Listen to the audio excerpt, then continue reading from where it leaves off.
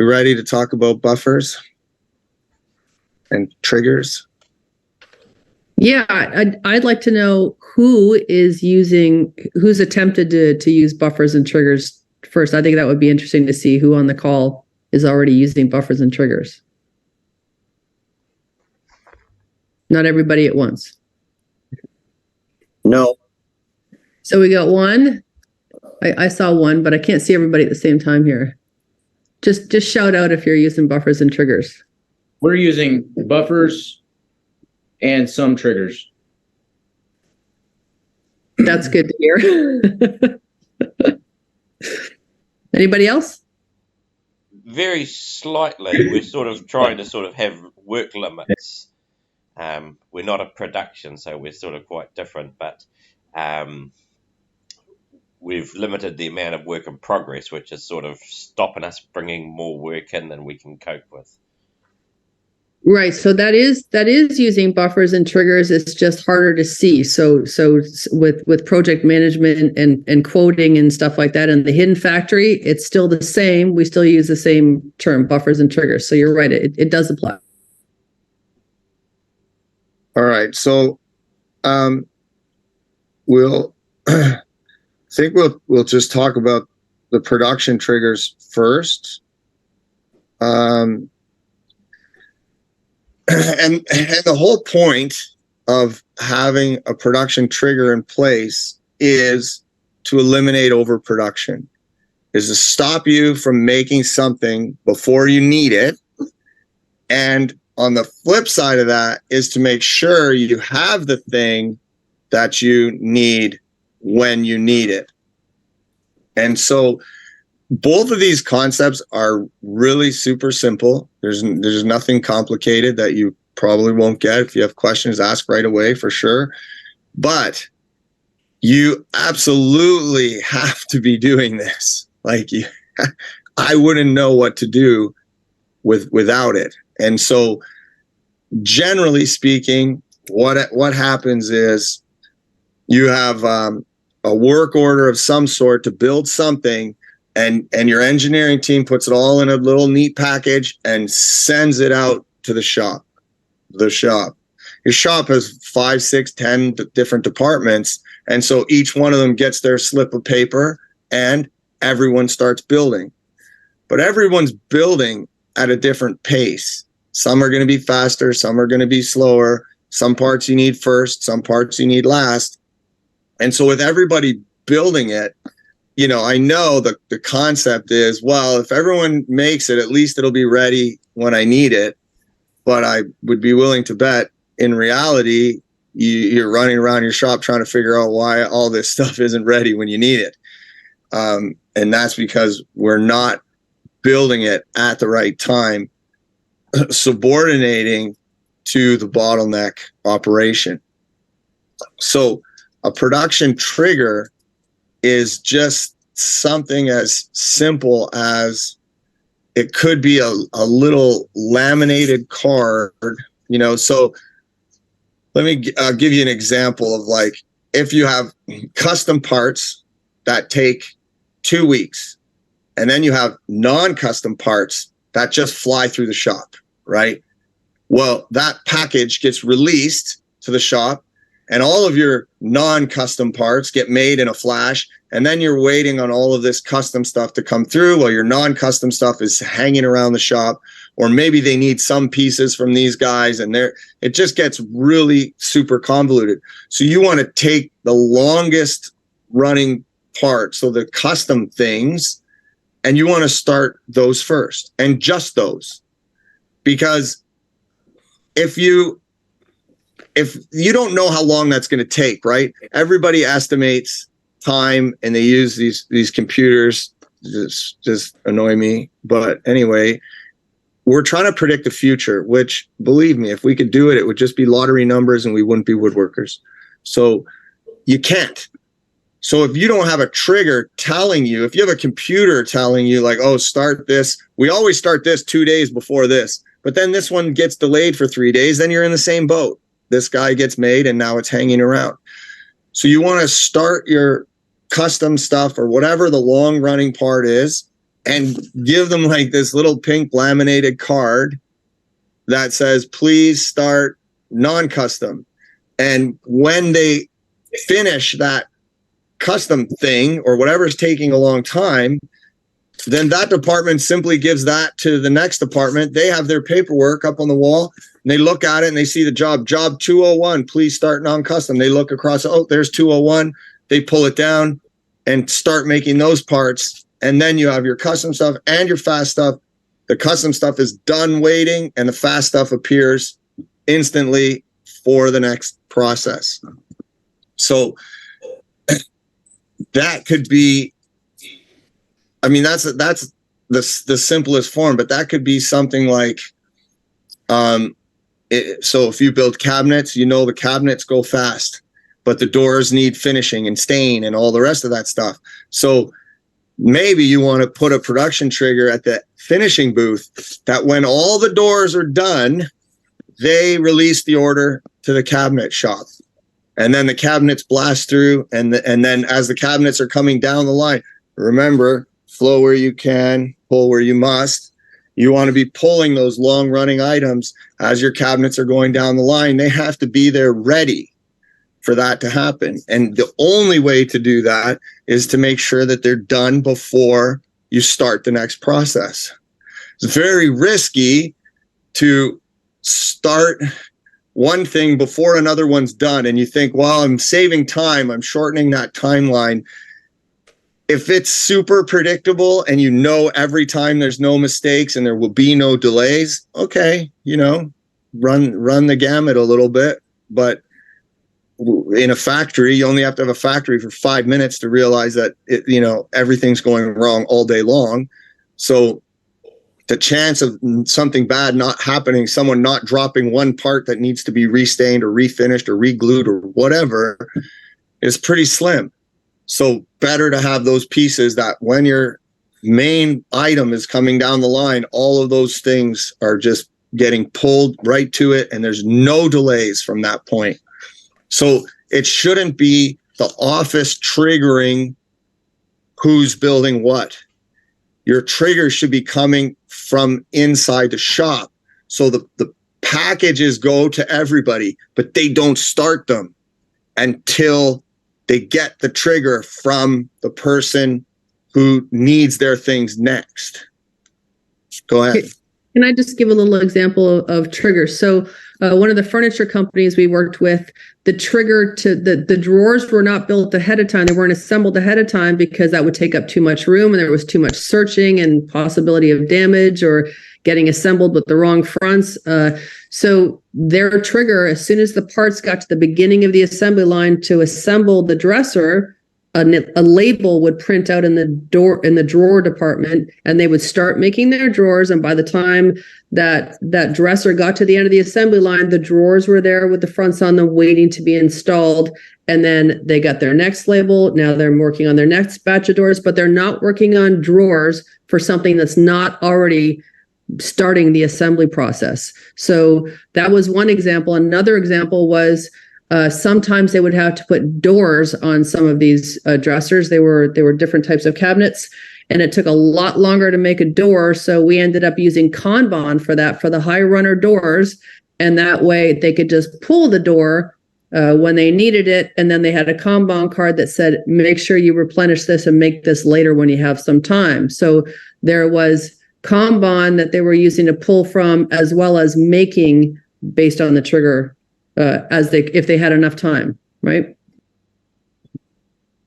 So you just want to establish what is the things that take the longest. Maybe it's even an outsourced item, right? So maybe you're buying something that takes 4 to 6 weeks to show up. Well, what do? Typically we're like, well, we want to start doing as much as we can, and then we'll stop. And when that thing comes in, we've got a head start. So backwards. Like, you're better off not to do anything. And when that thing comes in, the purchasing department then has the trigger that says, okay, go, we've got the thing. Let's start building the next thing.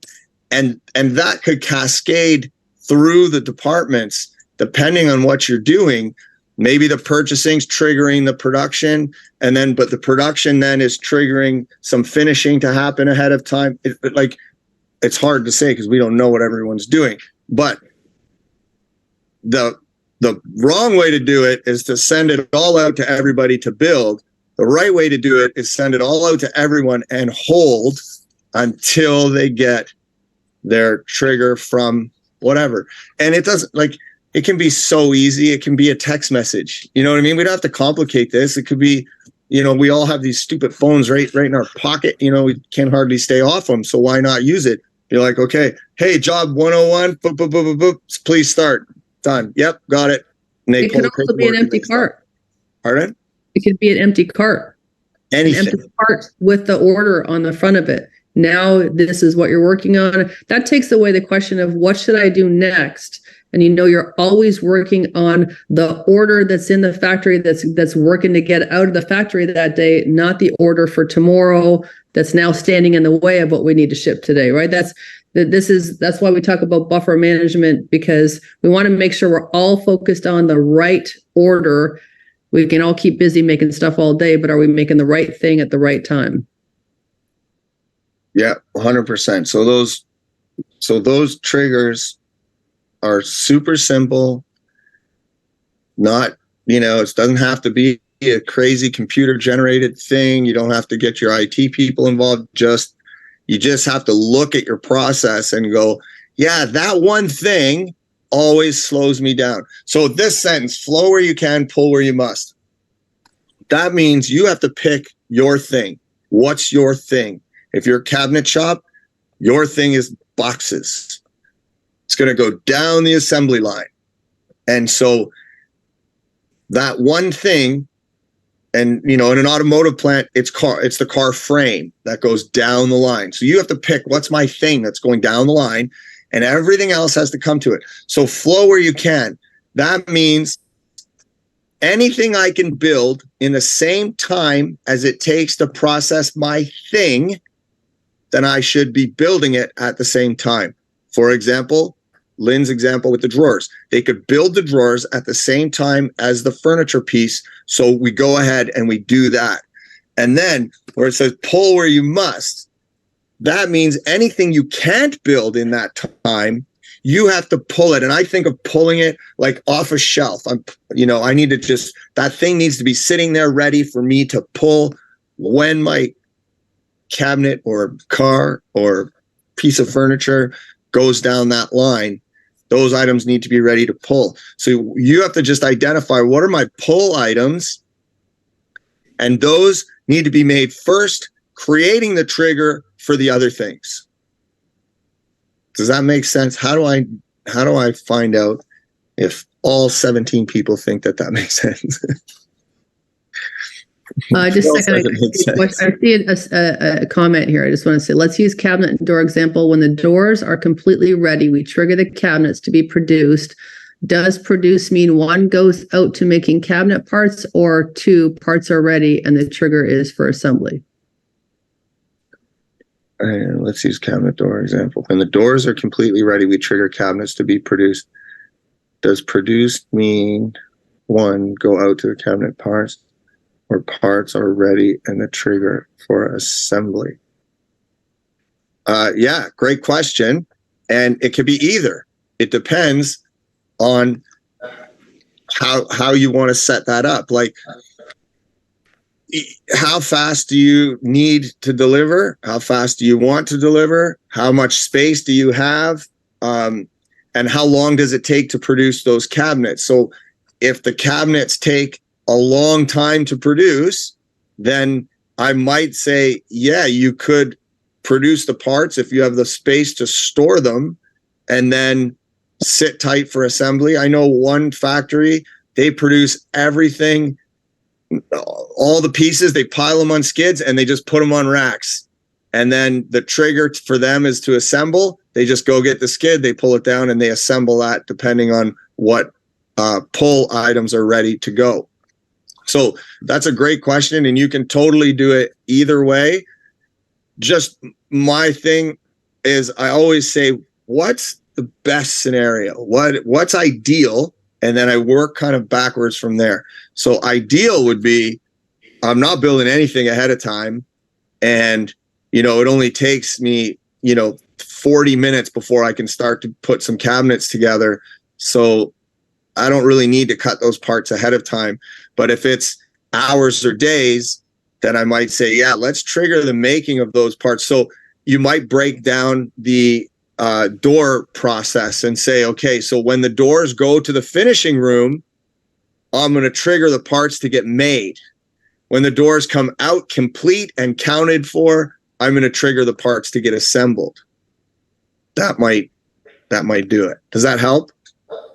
I just want to make a quick comment about that too. So when I said that in this company, they were assembling the drawers as the furniture was starting at the assembly line, they also had at least a half a day buffer of cut drawer parts ready to go, because they had to protect that buffer. So I think we should talk about protecting the buffer and the bottleneck, because you're a huge risk right there if you don't have the right parts or defective parts. If you're assembling stuff if you're making those components as the product's being assembled, you have no time to recover there, right? So let's talk about how buffer sizes and where to keep the big buffers too. Right. And well, just one other quick point that we see a lot is we all read the books and we all dream about one piece flow. But let me be the one to tell you that if you go to one piece flow, you will be bankrupt before the day is over. Like, it's that risky. It's just not there. You're not there. We're not there. No one's there.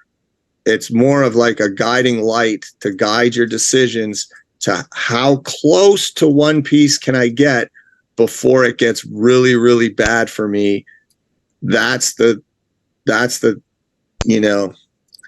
philosophy behind one piece flow. If you can get to it, great. But there's a better chance that you're going to do some more damage just trying to get there. Because we can all just start building things one at a time. But there are things outside of our control that we can't, like material, like suppliers, like machines that are all big, and like a finishing machine is the biggest thing in the world, so it wants batches. CNCs are cutting 4x8 sheets. You can't cut one part. Like, so somewhere along the line that just doesn't make a whole lot of sense. So just be careful if that's the road you're going down. Like, it's more about finding, it should say single piece flow, the guiding light to finding your batch size. Hey, maybe that's my first quote. Oh my God, someone put that on the internet for me, please. I am 100% saying don't do one piece flow, Jerry's iPad. Are you crazy?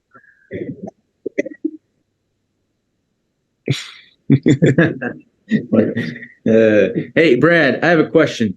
Yes. So talk about flow where you can, pull where you must. Yeah. So pulling is literally just taking out of a stock inventory, something that you pre-built, right? Yeah. Okay. Or like, okay, so in your case, for everyone else, these guys make doors in a pretty serious way.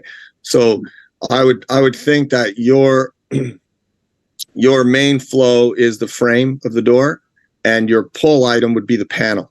So I don't know, I can't remember how you're organizing that. But that would be my guess, because the panels take a little bit more work. They got to glue up, they got to get shaped, sanded, blah, blah, blah. So you want to start that panel process way, way ahead of the frames. You want those things ready, that when the frames come off the saw through the shapers, it's like people have an array of panels to choose from, and they just grab the ones they need for those frames and go. That would be an example, I would think, of your pull. So maybe I could ask another internal question for us is, so then we have a finish shop that gets whole door orders and drawer box orders. What we've tended to do is, I think you're going to talk about this next, is protect our clamp, which is our control point. So we pre-built all this stuff, and yet it's jamming up in the shop.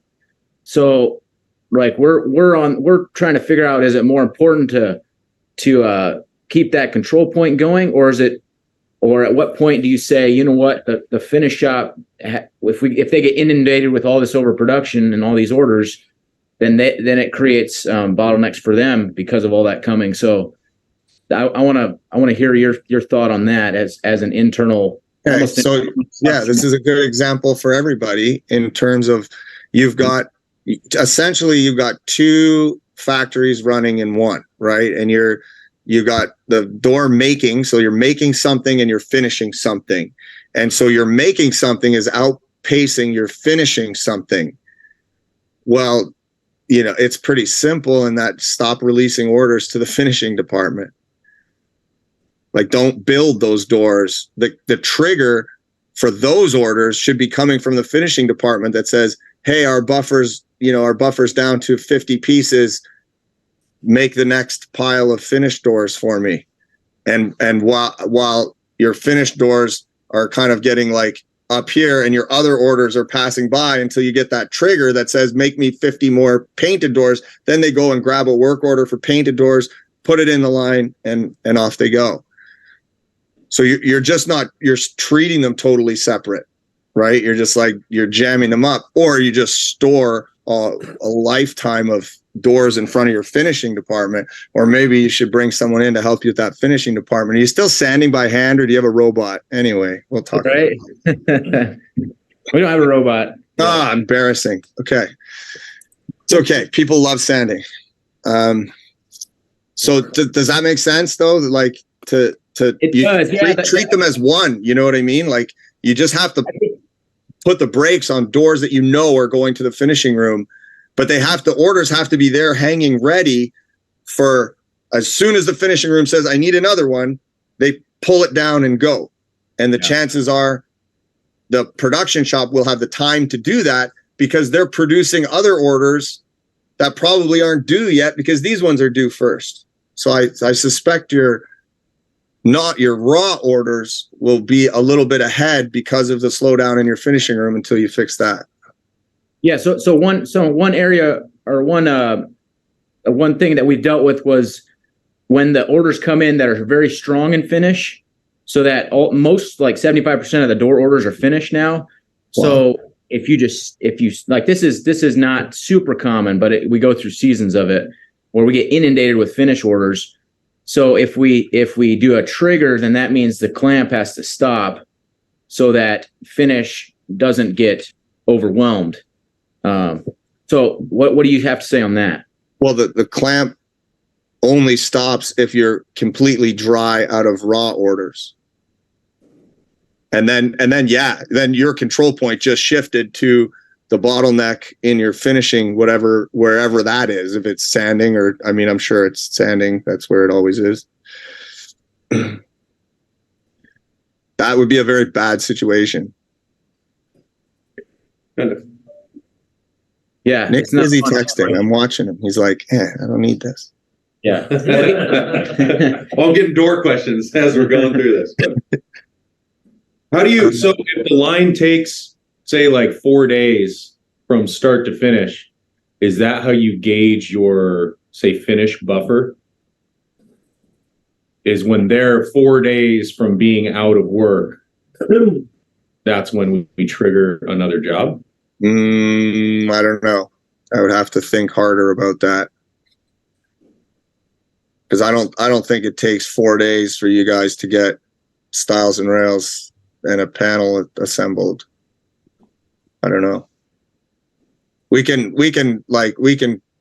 sidebar that because we have to dig for that, right? So let's just keep going because not everybody makes doors. So let's jump on to just talking about buffers for a second, and maybe we'll even hit on some of this for you guys.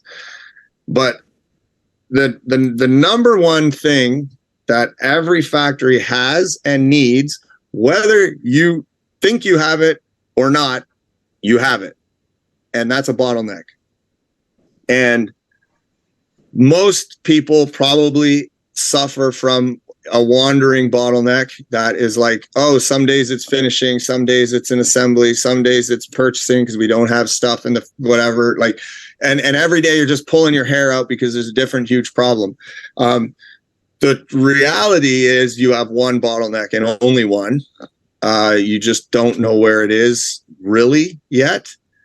And sometimes it's really, really hard to find because of remember I said everything's simple and we complicate it. If you have 5 operations, your bottleneck's one of them. You don't know where it is because today it's here, tomorrow it's here, tomorrow it's here, then it's back to here, then it's over here. But the truth of the matter is only one of them is your real bottleneck. We're creating the other bottlenecks normally with labor misallocation. So this guy falls behind, we move people over here, then he falls behind, we move them back, then they fall behind, we move them over here. And so our shuffling is causing the wandering bottlenecks instead of just fixing it in one spot and saying, this is the bottleneck. We're never going to move labor away from this. And you start to stabilize the system, and maybe you find you have too many people, or you find you don't have enough people, whatever scenario you find. But it's usually us causing the wandering bottleneck. It's not real. There's only one.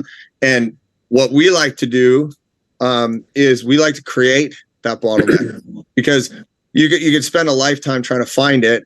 But one, it might not be in an ideal place for manufacturing. You might be causing yourself some unnecessary grief.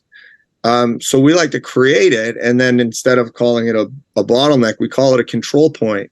And then once we have that control point, we subordinate all the other activity to the control point.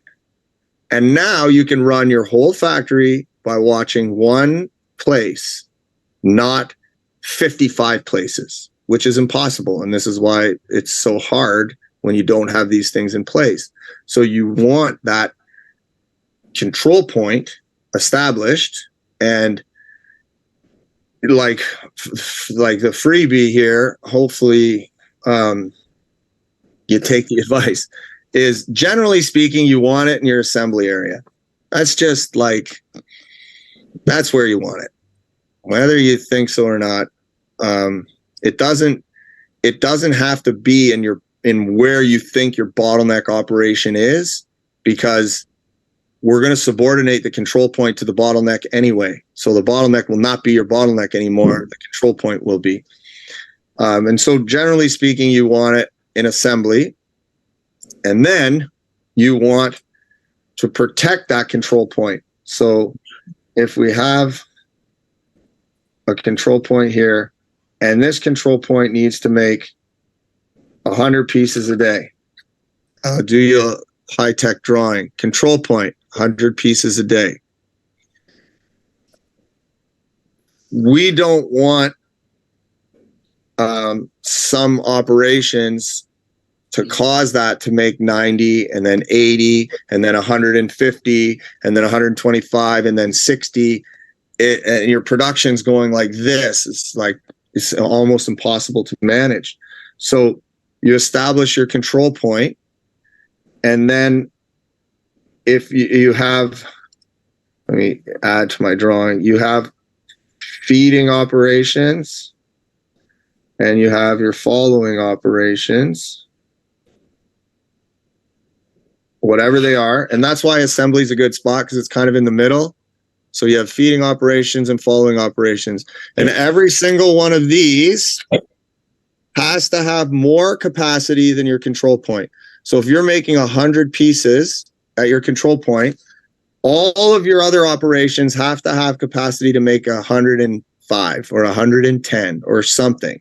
Some machines will be super fast. You make 400. You don't have to run those for more than 5 minutes a day or something. But that is like the number one thing you have to establish. The items that are way faster than your control point, figure out how to slow them down. Maybe take people away from that thing, but they love it because when there's 3 of them, they can really blast through it. But they don't need 3 of them there. They need 1. We only need 100 pieces. And so then that way you never lose throughput. So every operation has the ability to produce more, to 5-10% more than your control point. So technically speaking, your control point will never run out of work, ever. They'll always have that 100 pieces going through. And then how do we protect those feeding and following operations? Because this is all fine and dandy in theory. And if you're making widgets, the same widget every day, this works really good.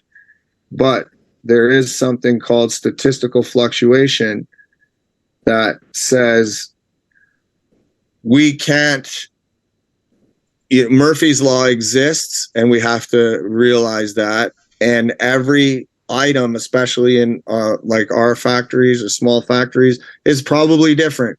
So there's a statistical fluctuation between parts that says this one takes 10 minutes, this one takes 5 minutes, this one takes 20 minutes, this one takes 2 minutes. So we have to account for that. And how we do that is with little buffers between the work cells. And those buffers, whether they're feeding or following, are calculated with how big is Murphy. So if Murphy is a shaper or a tool that frequently breaks down, one, fix that. But anyway, let's say it's just, it does. And generally speaking, it takes a half a day to fix it. You have to make sure the buffer of work after that thing is at least a half a day so that you never run out of buffer space. That thing breaks down, you got your buffer, and by the time it's up and running again, your buffer is drained, but it hasn't gone empty, and that's already making parts, and it has more capacity than the control point. So even if it gets close to running out, it will catch up and eventually have to stop. So the principle here to remember is if your whole factory is running all the time, you're very inefficient. All of your feeding and following operations should be starting and stopping based on their buffer. So all you're doing, it's very simple. All you're doing is these guys are just watching their buffer. And when the buffer's full, I stop working. As soon as the buffer starts to drain, I start working. It's that easy. What do they do when they stop working? Who cares? Make an improvement, clean the floor. Nothing's more expensive than overproduction. Okay. And that question is, it is hard to get people to stop working. It is hard. Like everyone says, I don't want to work, but man, ask them to stop. And they're like, oh no, because we're all so programmed that if the boss sees me just standing around, I'm in trouble, So what we do with that labor is up to you. But first things first is don't overproduce. Just produce what you need when you need it. So consider your people more like the firefighter department. You're not paying them for their time. You're paying them for their readiness. And that when you need a part, they're there to produce it. And nothing stops your control point. And so the size of your buffers is how big is Murphy? How big is that statistical fluctuation? If you have one piece that takes 2 days to build and everything else takes 5 minutes, you need a 2-day buffer in front of that so that when that one thing comes up, they don't run out of work here. And then mathematically, you're looking at your following operations and saying, but I don't need a buffer there because they all have more capacity than my control point. As soon as something comes out of the control point here, it should just like fly through everything else.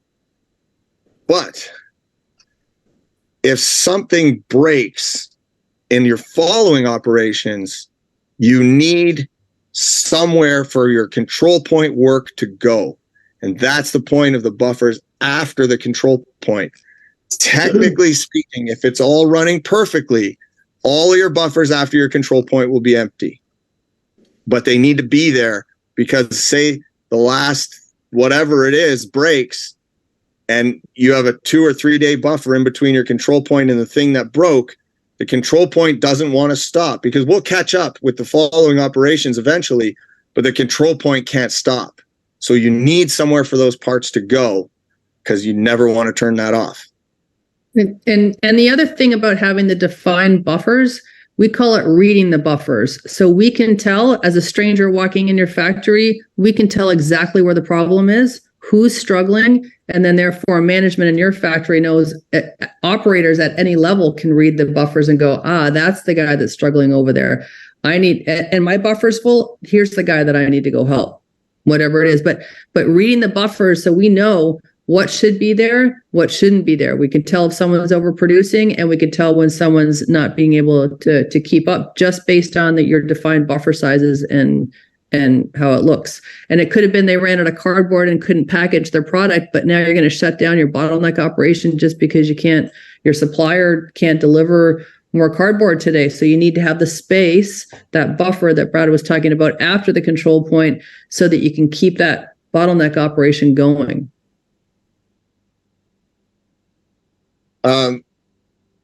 Is there any questions about that? I think the buffers can be, like if you type your question, that's probably the easiest thing to do. The buffers can be anything though, right? It just needs to be a contained spot. So whether it's a conveyor, with start stop sticks in it, or it's tape on the floor, it could be anything, and it works everywhere. Don't type it won't work for me. I'll be angry. Like it works everywhere. You just need to limit that overproduction and teach everybody when your buffer's full, stop.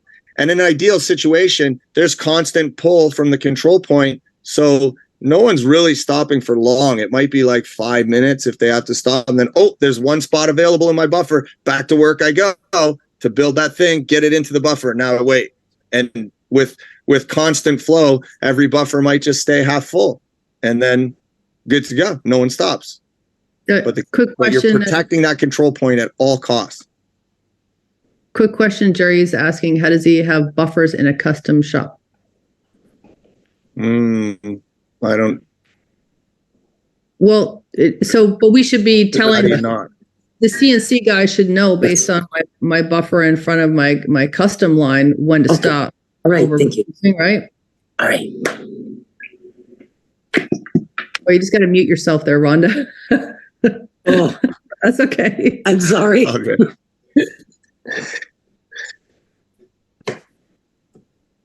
Yeah, so even in a custom shop, I mean, this works wonders. What is it that you make?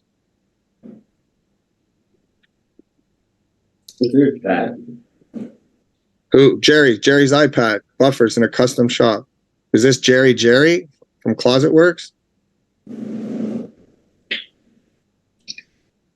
Yeah. Is it Jerry from Coltech? I'm not sure. Let me see. Jerry Coltech. Okay. I'm not sure if.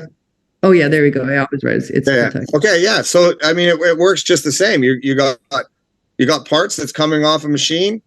They got to go somewhere. Even what we've set up in the past is like even the custom jobs, like all the parts for the custom job go on one cart, and then you have 5 of those carts. And then as soon as one pulls, that's the signal for someone else to make the next stack of parts for the custom. It's not a problem for custom, maybe even better. It's just putting work in front of operators. Really think of it that way. Can you have one person running multiple buffers? Probably, as long as they could do it. It would depend on the situation, but yeah, I would see it. I might be tempted to just give them 2 workstations side by side. So buffer, workstation A, workstation B, buffer, so they could just do both tasks. But if there's a reason to pull them apart and that person can go back and forth, why not? There's no rules. It's just do what works. Yeah, don't overproduce. If you had a custom line and your just your regular cabinet line side by side, the custom guys might be running low on work, and they can see that there's a full buffer in front of the regular assembly line, or vice versa, right? It's just a matter of you're reading the buffers, so you know who's struggling, and then when you make a decision based on that, where should I go right now? And that saves your team leaders and everyone else trying to answer 1 million questions a day. What should I do next? How do I do it next? You just have these buffers with stacks of work. And so that's inventory, right? And so if you're reading all the lean books, they're going to say, well, you don't want inventory. You don't want inventory. You want to be single piece flow. But in reality, especially in a custom or semi-custom environment, that fluctuation is too great to hold no inventory. If you reduce that inventory too small, then you're going to pay the price at some point for that. You're going to run out of work. Your control point's going to stop and you're going to be like, this doesn't work. And when I think of like a lean company, 1, 2, 3 days worth of work in front of your control point is super lean. In automotive, and most people are less than that. In automotive, we would have at least 2 days worth of inventory in front of our control point. Yeah, like automotive is super lean, but we have to protect that control point. So we would have giant warehouses full of parts just waiting sometimes it was even sub-assembled and ready to go for the high volume parts, but 2 days worth of inventory is normal. Yeah. So for example, if you're a cabinet shop or if you're Panhandle and you're making 400 doors a day, you need to have 800 doors in front of your control point to protect it. Right? That's crazy, right? You're looking at me like, what? We got 100 in front of the control point. So you're ultra lean and you only have 4 hours worth of something to go wrong. You got 4 hours to fix it. You better be on the gas. And in that case, in an automotive type of environment where it's that important, you would have backup machines ready to go. So your investment, now you have these big capital investments. If you can't carry that level of inventory, now you've got backups for your equipment, right? You're spending the money on, here's all the things that could go wrong. We have to have hot backups ready to go in case something does go wrong. Okay, so we're running out of time. Makes me wish I didn't tell so many stories at the beginning because I thought I would be okay. But I got nothing to do. I'm just hanging out anyway. I was going to just play Crazy Eights with Craig here soon. So I'm okay to stick around. If anyone has any more questions or you want to dig in deeper or something, I'm here.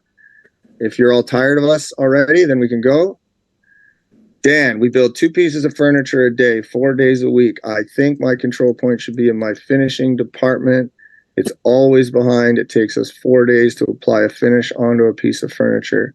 Does that mean 8 pieces of inventory? We build 2 pieces of furniture a day, 4 days a week. 4 days a week. I think my control point should be my finishing department.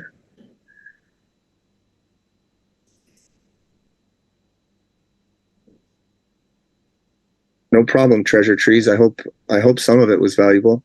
Okay, so I'm thinking about this thing here for you, Dan. Your control point should be in my finishing department. It doesn't really matter that the finishing department's always behind because you're going to subordinate your control point to 10% less than the capacity of your finishing room. So your bottleneck is going to, it's going to go from being your bottleneck in finishing to your control point somewhere else. You could make it in finishing, but that's kind of like the last step. So you don't have any recovery time when things go wrong. That's why we kind of want it like in the middle. So you have some feeding operations, some following operations, and that gives you time on either end to fix all the things that go wrong every day. But nothing says you can't put it in your finishing room. Then you just have to make sure that you line up.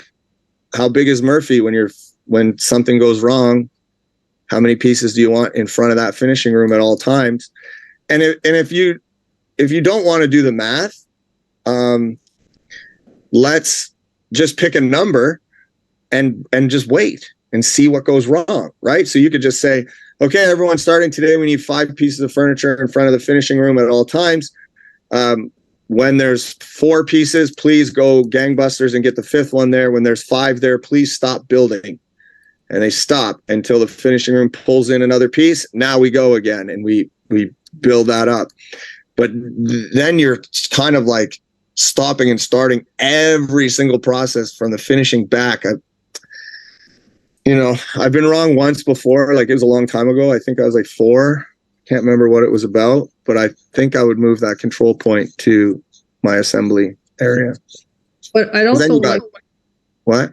I'd also like to say that when you start with buffer management, when you start to establish buffers, if you're not out there in Gemba the entire day for that first week, you will not be able to make good decisions. You'll be able to see when you start with those buffers and go, you know what, that one should be a bit bigger, that one should be a bit lower. But you need to be out on the floor the entire time, because things are going to fall apart. And if you're not there to address them, and I mean the entire day, watching all of these buffers, if you don't know how they're working and how to read them, you can't expect anybody else to do it. So your first week is just understanding, are our buffers the right size? How are they working? And you're going to learn a lot while you're out there. And once you fine tune it, let's say at the end of the week, you like your buffer sizes. Now someone has to be regularly checking on them, but then you have to teach the next level of management what to look for, how it works, where to go when this buffer is low, where to go when when we ask the CNC to stop cutting because he's overproducing, where does he go? Your leaders have to be ahead of that happening and already have the plan in place, and teaching the guys on the floor how to read those buffers and how to read and how to react to those buffers. Okay, I just want to jump back to Dan's question here. So just so I'm going to try and go for some clarity here, but if you build 2 pieces of furniture a day, does that mean you're finishing 2 pieces of furniture a day? Where's Dan? Can you just talk to me here, wherever you are? Turn on your... Yeah, can you hear me? Can you hear me? Yeah. Hey, can you hear me? Okay. Yeah. Okay. Yeah. We finished, on average 2 pieces of furniture a day.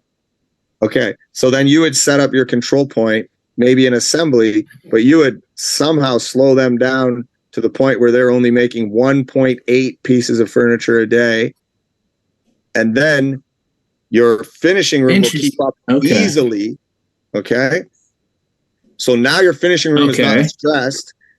Your problem is going to be everyone else in the factory standing around going, this is painful to make 1.8 pieces of furniture a day because I know I could make 2.4 or whatever. But the stress is gone from the finishing room. And now your focus is, we call those capacity constraints. So you've got your control point, 1.8, everyone else is on easy street. But 1.8 is not enough to make money. You need to make 2.5 or 3 pieces a day. So where's my next capacity constraint? You already know it's finishing because they can only do 2. So that's where you go for your next Kaizen event. That's where you go in 3S. This is a focusing mechanism for what to fix next. So now your whole leadership team is in that finishing room figuring out, how do we get 2.5 pieces of furniture a day so we can crank up our control point to 2. Yeah, I see. Yeah. 2 is stable. Little by little. That's right. And then maybe machining is the problem. And they're like, we can only machine 3 a day. Then you start assessing that. And you increase these capacities before this one so that there's never stress in the factory. It's only stress at the control point. Got it. Does that help? Very, very much so. Very much. Okay, good. So. I'm glad. We're all confused now. I mean, the number one thing to understand is no matter what you try or how you try, it's going to fall apart. No one's going to want to do it, and it's going to be painful. But as long as you got the concept, you just keep going. It'll work. Cool. Does anyone else have any specifics they want to cover? Phil had a light bulb moment. Wow, that's hard to do. Yeah, his light bulb moment was he turned it off because it's 1 a.m. where he is. Hey, we have a question. Oh, he's still there. Cool. Go ahead. If you want 2 days worth of work ahead of your control point, what happens if there's a defect? That means we're 2 days without realizing the defect is there. Yeah, you're 100% right. Yep, that's the risk. Right? That's why all the lean books say no inventory, but when you have no inventory, every time there's a something bad happens, you pay the price immediately, right? If you're doing true single piece flow from station to station to station to station, if this guy has a problem and he only produces 9, then this guy can only produce 9, he can only produce 9, he can only produce 9, and so you only get 9 that day, where you're supposed to be doing 10, or I do 10, 10, 10, 10, 10, 8. Well, the last 2 stations can only possibly do 8. So every minute lost at your control point is gone forever. You're not getting that back because your control point can only do 10. If you protect it with a buffer, now you're 10, 10, 10, 10, 10 every day, but you have the risk of, well, Brad, why don't I hold 3 years worth of inventory and I never have to worry about anything? Okay, but when there's a defect, you have 3 years worth of stuff to build. So that's how good are your processes. How, if you find a defect and you've established 2 days is necessary, well, go fix it and don't do it again. I have a question. If Yes. if you're having a team of people that can operate at your control point, why can't you stagger some hours so that area can run longer, and then they catch right back up? Yes, you could. But we're talking about not As opposed to carrying all that inventory. As opposed to carrying all that inventory. Absolutely, you can definitely run, but typically speaking, human beings hate working overtime. But we stagger their hours so that somebody comes in an hour earlier and somebody stays an hour later. They're not doing overtime; they're just flipping their hours a little bit. If you've got flexible people, if you have the people power, to do that, you could do that. I mean, so it's really just about protecting the control point. So we can protect it with inventory. We can reduce the inventory and protect it with extra equipment, or we can protect it with labor. But the point is that sucker doesn't stop, and the most friendly way to do it would be a little bit of inventory, and then you don't have to, something broke down, let's start staggering our hours, let's do this, let's do that. Okay, we're caught back up, everybody's not staggering their hours anymore. It just, if you can manage it 100%, and there's no rules, the goal is control point doesn't stop. Everything outside of that is let's go. Yeah, but people generally are less dependable than machines, and machines break down, and it's always the stuff that you didn't expect to happen that's going to happen and shut you down and drain your buffers. So, and the question or the statement that Aaron had about all those defects sitting in the inventory, that's right. Which is why, especially in automotive, your top 3 defects are the number one thing on your mind every single day. And when you're building up that level of inventory, you're also auditing that inventory. Someone's taking a sample every 20 pieces and going, is this good? You have to build in other processes to make sure that your parts are great quality if you're going to build up that level of inventory. But that was a good point.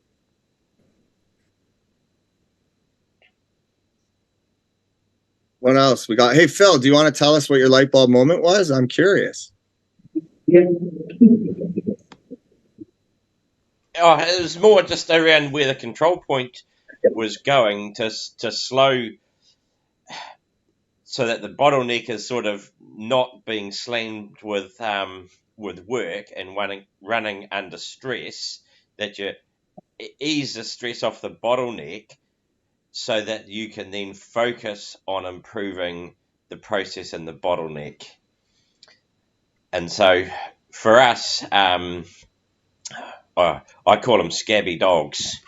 So we get pieces of equipment which are really difficult to fix or diagnose, might have intermittent faults, and it just absolutely sort of, how do I put it, clogs up, I think. And because we fix breakdowns, we can't turn the incoming orders off, so we don't have the ability to say, well, we're going to fix 3 breakdowns a week. Now we've got 5. Sorry, 2 breakdowns. You have to wait.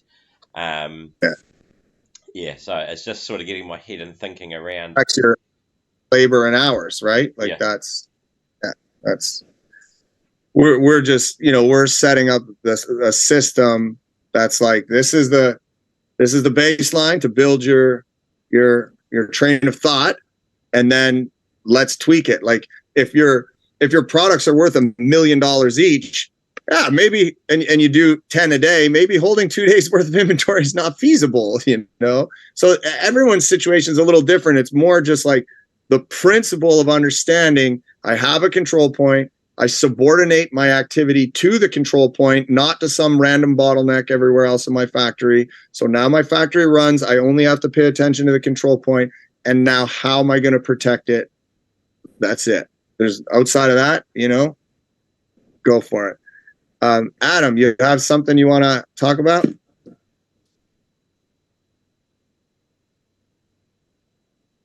Oh, I'm Adam. I forget that I'm sorry. Brad, can you hear me? Sort of. All right, well, I'll come closer. So, our question, Brad, I was trying to this Lucas Elite to you a couple weeks ago, and this is kind of like our factory, we believe. And so we made a mistake, and like here's our control point down here, and here are the operations before it, and we kind of cut the top of the funnel off. So when something goes bad, we end up kind of backing up. And so anyway, we've answered a lot of we have run a good track with fixing some of our mistakes and getting going. Can you hear me? Yeah. Okay. My question is our bumpers before, we have like 3 different products that go through the same processes. They go through spray and then they go through pour. So imagine our factory is, our control point would be a faucet. We make parts of thin concrete pouring out of a machine. So I think of it as a faucet. We want to turn it on and we want to set a speed that everybody kind of afterwards can handle. We set it and we bring molds. So like think cups. We bring a cup, right? We bring a cup, we bring a cup, we bring a cup. But we want to have the right amount of each of them, a different amount. So human nature tells you to go to the easiest parts, right? The easiest cups to fill. And we need to break that down. So like we're thinking about like a fast lane or whatever with protective capacity of the easier parts. Like is there a mechanism to control that is simple, like Kanban or like whatever, so that the spray operator knows what to do next to feed the operation? I gotta tell you, I don't even know what you're talking about. So take one big step to your right so we can see you. There you go. Brad. See your arm like a hand puppet. Yeah, I know. Sorry. No, so we spray, so I imagine you guys spray parts too, so you understand there's stuff that has to cure, and then that has to cure, it hits our pouring machine. And so you can't have too much there because if it overcures, the parts start to go bad. But we have to have enough before that so spray doesn't run out of stuff. And so that's where, like my top of my funnel is what I'm saying. Like we have to have enough molds ready to go that spray can keep going. And we have to technically control that as well. Like we have to tie those 2 operations together because we can't overspray stuff because the parts start to overcure and then they go bad. Like we end up with a bunch of defects down the line. And so human nature is going to be to grab the easy parts. So like we have standard work and we have custom work. Let's keep it as easy as we want. So people are always going to grab the standard work if they're saying keep this full versus the custom. But we also, the custom down the line ends up being more work. So we need a balance there. So our spray operators have a problem knowing what to do next. And I understand that that's scheduling or whatever, but these parts arrive at different intervals because of how long it takes to set them. And so I'm just asking if there's a mechanism or a thought process about controlling that so you get the right parts down the line. We try not to allow too many parts into the system should be done. So how do you even that workload out? And that's what since I don't know how to ask the question, it tells you how the complexity of it. You guys help? You probably can't hear. Like make a video and send us a video. Yeah. Is this a mix? Is this a mix question about your product mix that's flowing through, and they take different? How do we accomplish the product mix that we need to be successful? There's a stage where you can feel where it's running right, and there's a stage where you feel where it's not. Is that, Right. I don't think sure. Because we want to. I mean, it's tough because usually with most everybody on here, we've been to their factory, so we're like, yeah, we get it. We can talk our way through it, but I have no idea what you're talking about. So if you made us a couple videos and we'll send them to you and later. Yeah, send them through. I'm super curious. I'm sure there's an answer. I might comment on that, Luke. Your custom stuff sounds a little bit like our scabby dogs. So when you've got a scabby dog and it sits there, people tend to want to pull the really easy jobs to keep getting, we've got to get work through, so we'll pick an easy job and it'll go through. So I'm thinking you want to set your control point on your custom stuff, because that's the most difficult process to work. So let's say, I don't know, there might be 5 molds a day custom versus 20 of your standards. So it's making sure, what do we have to do to keep getting our custom jobs through on a regular point? Like for me, when we have our scabby dogs, because it takes a lot of brain power, you've got to stop, and all work stops for us when we're dealing with these scabby dogs. And so people just want to pick the easy ones, but the scabby dog just sits longer and gets worse.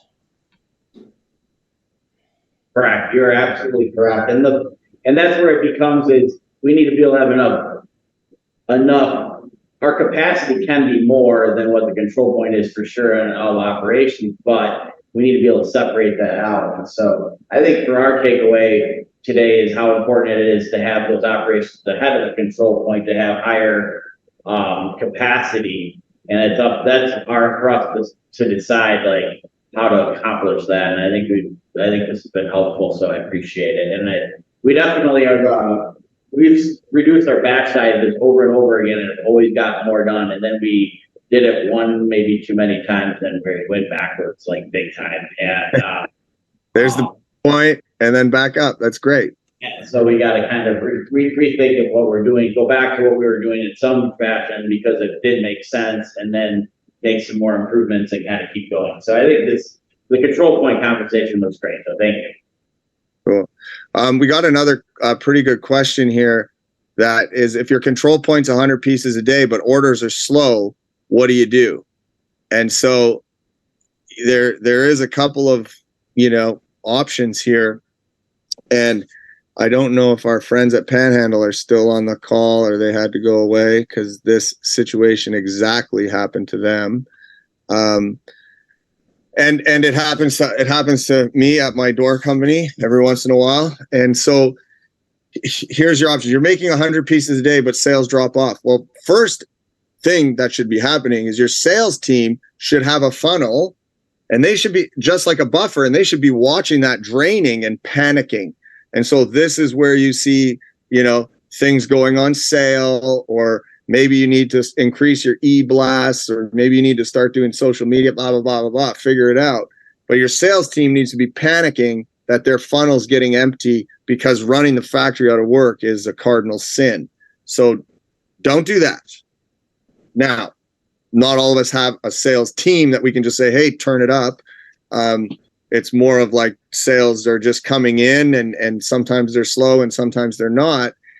There's 2 things that you can do to tackle that. And one of them would be, you can slow down your control point. But generally speaking, like low orders are just like almost the worst thing in the world, because that's going to affect the people. And so you can either slow down your control point, which means slow down everything else, which usually means a few people have to be taken out of the equation.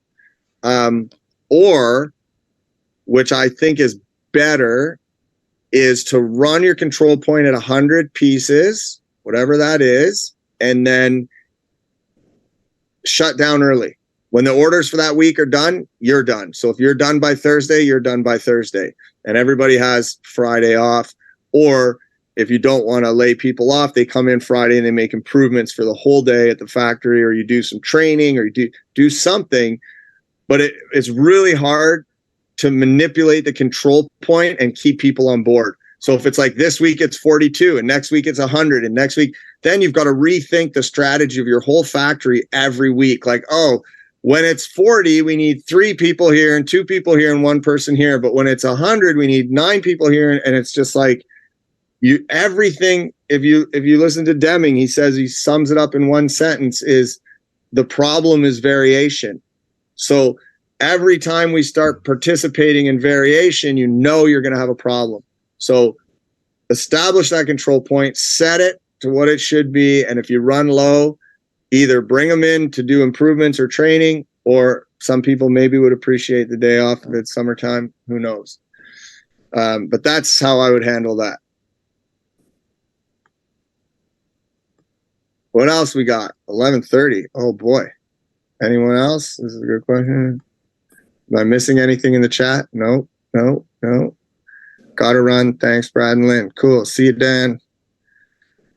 Okay. Well, if there's nothing else to do, nobody? Going once, going twice. Phil gets to go to bed. Thanks, guys. That was probably one of the most interactive meetings we've had. So that was good. Yeah, hopefully we helped. Certainly did. It's worthwhile getting up. Thanks, guys. All right, Phil. Back to bed, sir. So you guys, I do have this recorded, so I will once the link is ready, I will send it out for people in case you want to watch it again.